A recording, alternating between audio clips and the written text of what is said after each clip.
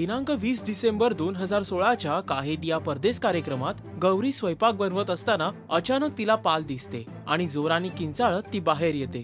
दचकलेली असल्यानं ती शिवला मिठी मारते, मात्र घरातील मंडळींना तिचं हे कृत्य अजिबात आवडत नाही।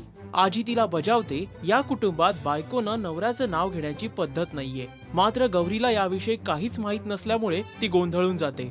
दुसऱ्या दिवशी गौरी जेव्हा आजीला भेटते त्यावेळी तिची माफी मागून सांगते, यापुढे अशी चूक माझ्याकडून होणार नाही।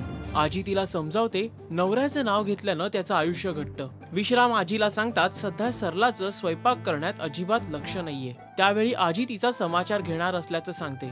शिवचे वडील आपल्या बायकोला सांगतात की तू सरला आणि गौरीकडे कामाची जबाबदारी सोपव, त्यामुळे आपल्याला निवांत मिळू शकेल। मात्र शिवची आई त्यांना गुडघेदुखीचा त्रास असल्याचं कारण देते। काहे दिया परदेस या कार्यक्रमात येणारे अनेक ट्विस्ट आणि अपडेट्स आम्ही आपल्याला देत राहणार आहोत, त्यासाठी पाहत रहा राजश्री मराठी। हाय, मी Girija Oak Godbole. Please subscribe to Rajshri Marathi.